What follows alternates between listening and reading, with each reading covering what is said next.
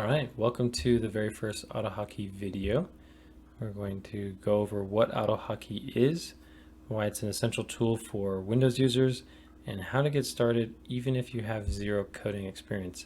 Because in reality, that was me. 1 year ago, I was up way too late at night watching YouTube videos and came across AutoHotKey and decided to try it out. And it's been great since then, definitely has. We're going to go over how to get started, and then 3 different methods you can use to quickly get rolling. And these ones will help you out in your work week starting today. So definitely give it a shot. If you've never heard about it before, that's all right.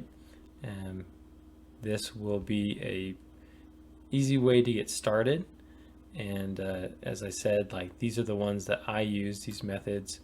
So even if you use just these 3, I think it's still definitely important.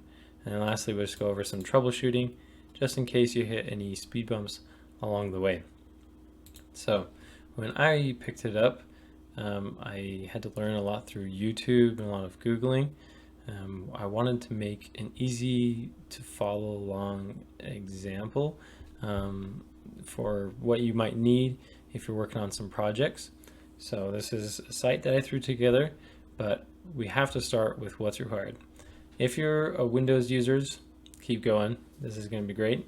If you're not a Windows user, I'm so sorry. You're definitely out of luck, but you can definitely keep watching. But it won't work for you, which I'm sad because I wish it worked everywhere. Okay, getting started. We're going to actually need the program, the software that this all runs from and works with. It's AutoHotKey, and we're going to download that from the site. I've already downloaded it on my computer, so I'm not going to do all the steps in the video, but here are the steps so you can follow along. We're going to definitely use the current version in everything that I will be doing, and so if you want to follow along with me, use that version as well. So download the current version, allow changes, use Express installation, it's just pretty quick, and then exit. But here's the site itself. So AutoHotKey, it is very powerful. It can do a ton. I never really wanted to learn how to code because I didn't want to be in front of a computer all the time for the rest of my life. But flash forward, 4 years, that's what I've been doing. I've been in front of a computer for the past 4 years working, and so why not make it a little bit easier on myself? So that's really why I started.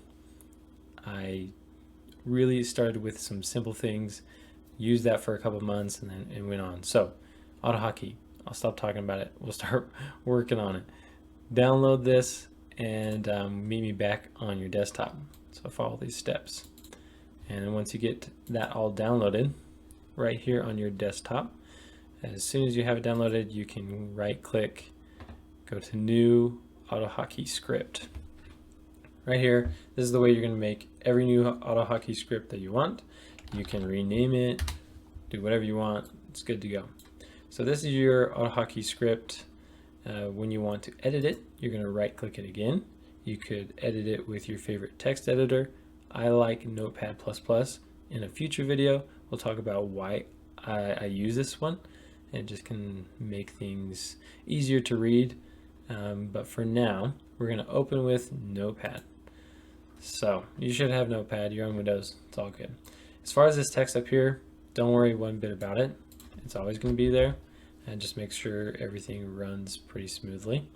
So the very first method, now that we have AutoHotKey on here, and we know how to open a new script, and we're ready to start actually scripting or writing our code or giving the program instructions, we want to be right in here, and we'll start with this first method. So the first one is text replacement with a spacebar, tab, or enter key. Think about all those long emails you usually write. Okay, how it is this. Watch the pattern. 2 colons and your text, another 2 colons, and then the text you want. Pretty simple.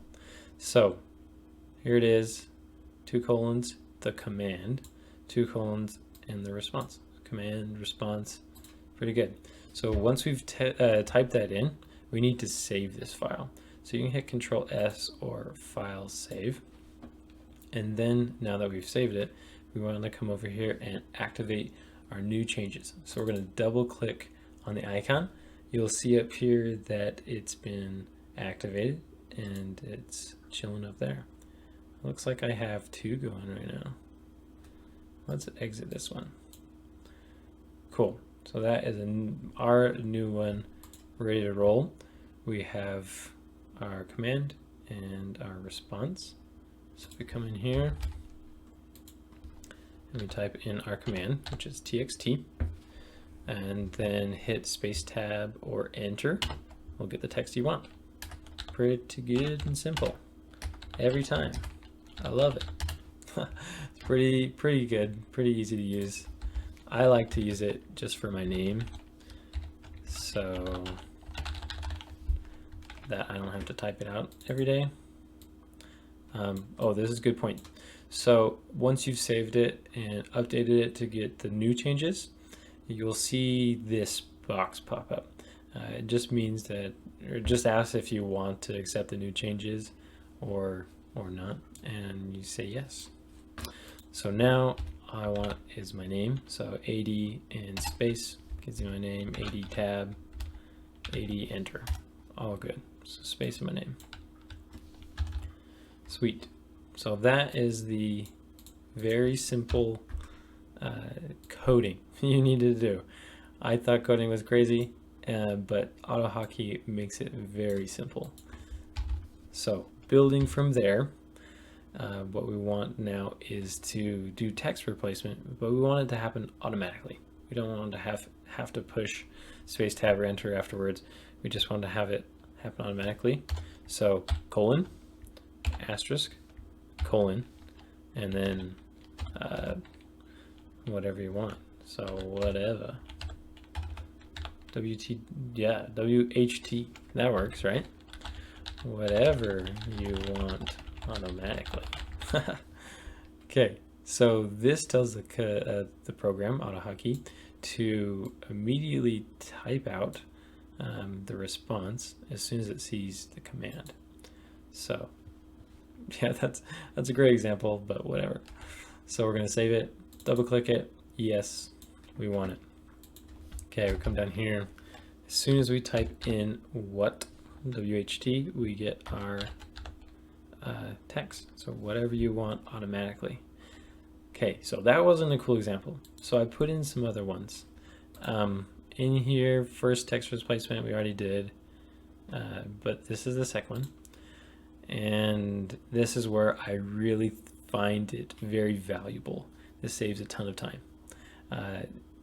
If you can look at this, this is a whole email body template that you can just chuck in to a script one time and it works every time. Or other things which are really, really quick and easy. This one formats the date, so I never have to think about the date. I think that's fascinating. So, but for the email one, let's do this. So we can grab it, go back and put it in. This is just an example. Obviously you can make your own emails, and I hope you do, but follow this example. You can put the automatic way with the asterisk and then a parentheses, and then anything inside the parentheses should be typed out exactly the way you put it in there. So now that we've added something else, save it, update it, good to go. And for this one, HTY, there you go. So think about that.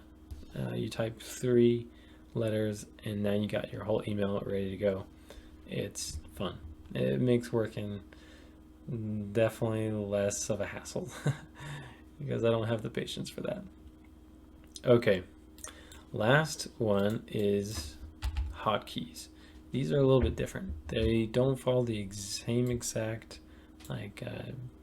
format that these ones do, and you may not want to use them for text replacement because they really function to do other things, a little bit more like heavy lifting opening applications or running longer scripts.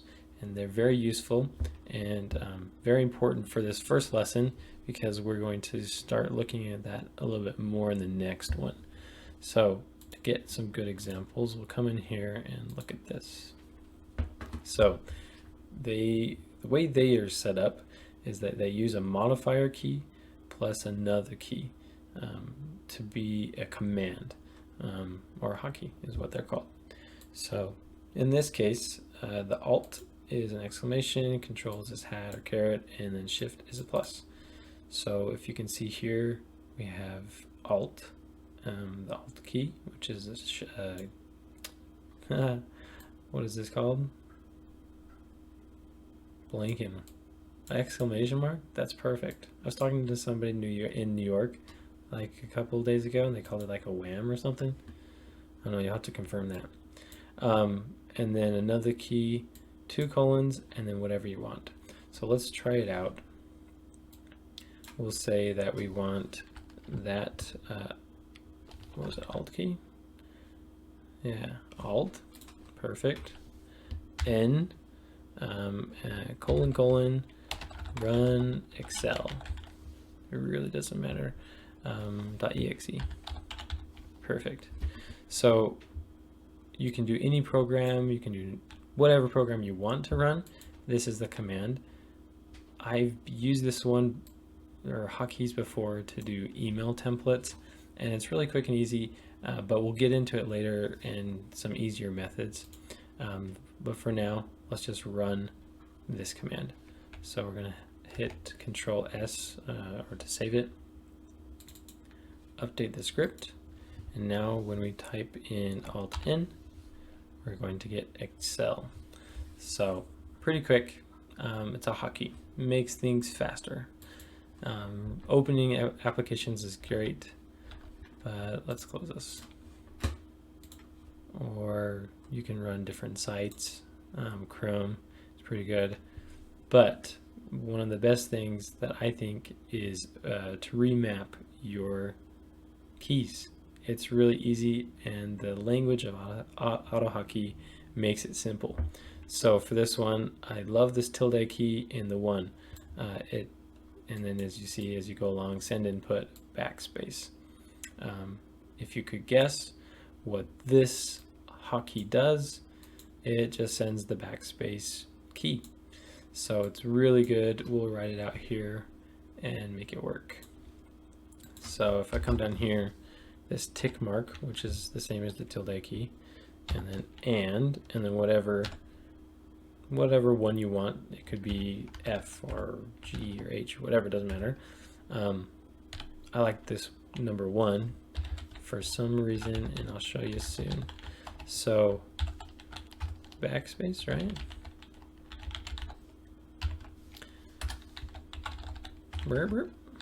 Return. Okay. So with this one, we have our modifier key and an additional key, 2 colons, and then this command, which we haven't talked about yet, but we'll get into much later. Not much later, pretty soon. Send input just means to do whatever comes next, and then I'm telling it to say, do the backspace button. So we're going to save this,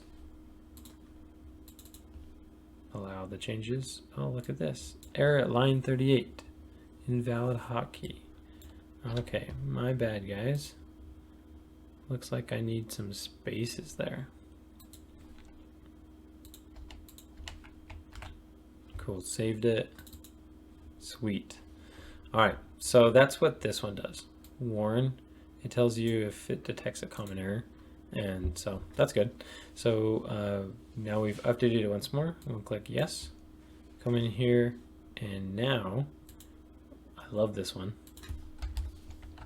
Here's some text.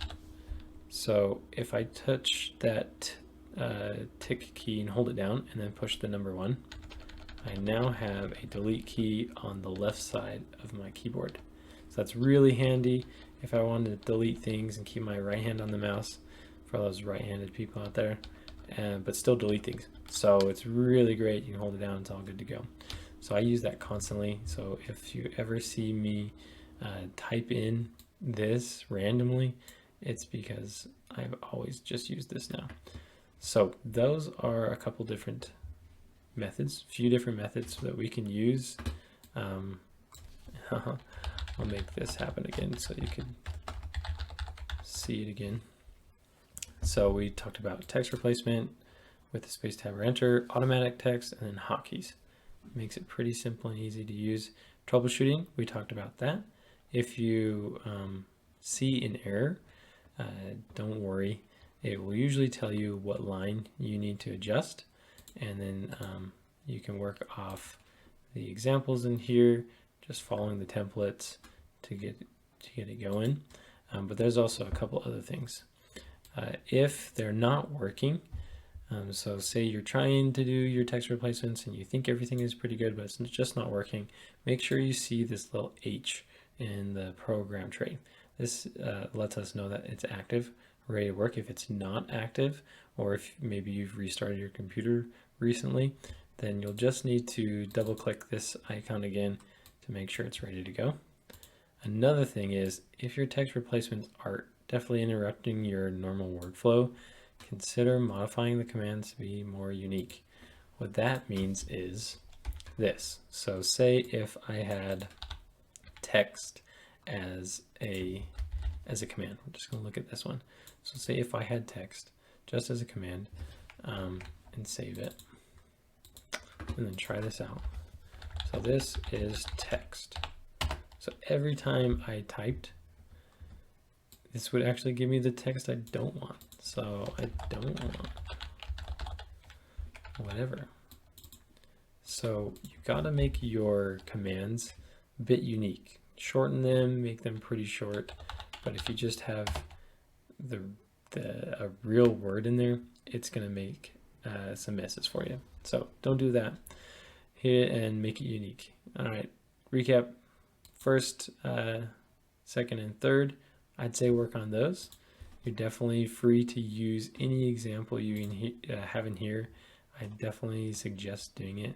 That way you can get started and modify these, maybe change your name in there, but get going on that, because as soon as you start using AutoHotKey and you see the importance of making things quicker, more streamlined, then your day definitely changes and it becomes a lot more interesting. So good luck on those. If you have any questions, let me know. I'm just here to help out. See ya.